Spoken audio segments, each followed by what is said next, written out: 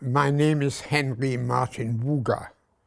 Well, it started off as Heinz Martin Wuga, but we changed it to Henry when we came to Britain. I was born in 1924 on the 23rd of February in Nuremberg, Germany. I was an only child. My mom and dad lived in Nuremberg in the Vierterstraße, and I had a normal child's upbringing in this beautiful ancient town of Nuremberg until Hitler came along in 1933, when things changed rapidly for anybody of the Jewish religion. 1935, Hitler promulgated the Nuremberg laws, which made you a non-citizen, a non-being. You had no rights left. It was quite horrendous. At school, I was expelled from school. Nobody would speak to us, neither the teachers nor the children. We were sat in the corner. So we fortunately, in the small town of Fürth, we had a Jewish grammar school, Israelitische Realschule Fürth, where I got a fairly reasonable education. Unfortunately, under Hitler times, things were tough, and there were 52 pupils in my class, which was quite remarkable, very difficult. Things went along normally until Kristallnacht.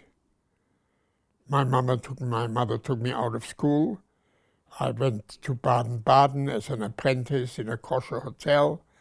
And when I came home the day before Kristallnacht, the huge pogrom that the Nazis did against Jews in Germany, I learned a lot cooking while I was in Baden-Baden, and that stayed me in good stead in my later life. My mother knew we had to leave, and she found a way to get me onto a Kindertransport, that wonderful rescue operation that saved 9,500 Jewish children from Austria, Czechoslovakia, Germany, who came by train to Britain. A horrendous journey, not knowing whether you will see your parents ever again. The children cried horribly, the young children who had never been away from their mom and dad before, until we came to the Dutch frontier, where we were welcomed by Dutch ladies with apples and hot chocolate, and things became easier. Liverpool station in London, where we were collected by whoever guaranteed for us, or if no one guaranteed for us, we were taken to some camp and looked after by people. I, with two other Jewish children, stayed overnight in London, and we traveled to Glasgow the next day. Unforgettable journey by Royal Scot, that wonderful train. I had been in trains before, but never with upholstery and with waiters serving hot chocolate in silver pots, wearing white cotton gloves. It was quite an unbelievable journey. Arriving in Central Station, I remember that very well. Arriving in Glasgow. Glasgow, it was a bit grey in these days, but it was a welcoming town. And this lady, Mrs. Etta Harwich, who took me in, and she took me in as a son. I mean, here we go, a lady in her, obviously, early 70s, late 60s, taking in a refugee boy. She herself was a refugee who came from one of the Baltic states in the late 1890s. So that was a different thing again, being taken in and your life being saved. I had a wonderful time in Glasgow. I was sent to school right away. No anti-Semitism. People were friendly. Being German, or even being German during the war, was nobody abused you. You were being Jewish didn't matter. You were treated as a nice person by nice people. And at the school, the children called me number 57. Why 57? Heinz 57 varieties, Heinz baked beans. So I was called 57, which was very nice. I was evacuated when war broke out. I was evacuated to Perth. I had a normal life in Perth, even being evacuated. But unfortunately, when war broke out, connection with the enemy country ceases immediately. No telephone, no letters. I wrote letters to my uncle and aunt in Brussels, and they sent them to my mother, and back, Glasgow, Brussels, Nuremberg, Nuremberg, Brussels, Glasgow. That happened a few times. Censorship opened these letters, and I was arrested for corresponding with the enemy, which eventually it ended up with being interned for 10 months in a well, I wouldn't call it a concentration camp, but in behind barbed wire on the Isle of Man for 10 months, which was quite an education for me. I was very young, and I was amongst all these educated people.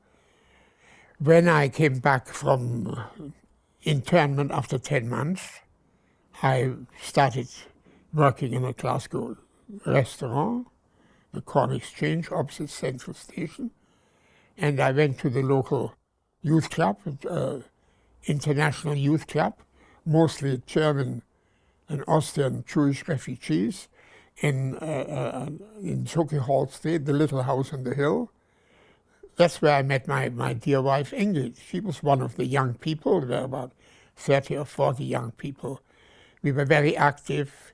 We had discussions. We learned about music. We learned about concerts. We learned about politics. We were very active politically, trying to create a second front to defeat Hitler. We sang songs and acted for Mrs. Churchill's Aid to Russia Fund. So we did our part of the war effort. I was a chef in a restaurant. A young man at the labor exchange in Glasgow, known as the Bureau, would not allow me to go to Hillington to make munitions or join the merchant navy. He said no. He called me Specky.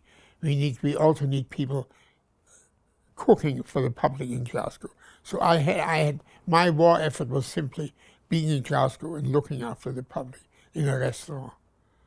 When war ended, when war ended, I stayed in the restaurant trade, and eventually, together with my wife Ingrid, we married very young.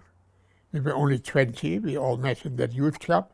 But why did we marry so young? We were refugees. We had very little money. We had very few people we knew.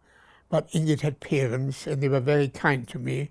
And I felt of joining a family, which really was very nice. So together, we grew up together. We didn't have children for the first 5, 6, 7 years, I think. We bought bicycles, and we cycled all over Scotland in youth hostels. Eventually, we settled down, and then we had 2 daughters.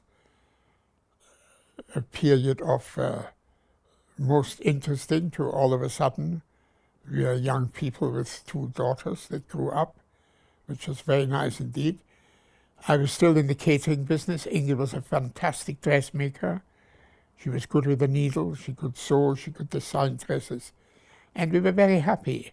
And eventually we founded a catering business, and we started a kosher catering business, which went on for 30 years, quite successfully.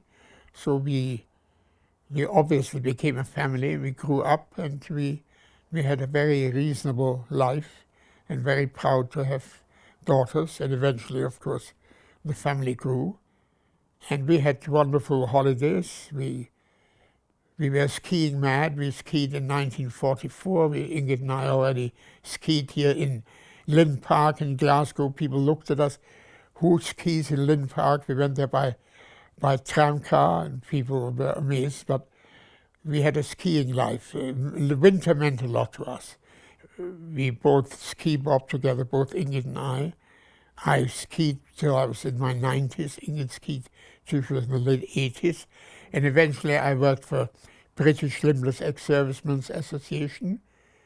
I became the chief ski bob instructor for that group of British soldiers without legs or arms or other wartime injuries, which was fantastic, which created an absolute wonderful thing to be able to get people onto the slopes in winter who thought they couldn't do anything, only one leg, and they became good friends. And it made, for Ingrid and I, in our later life, in our retirement, the last 30 years were fantastic, skiing with this group every single winter in the Alps.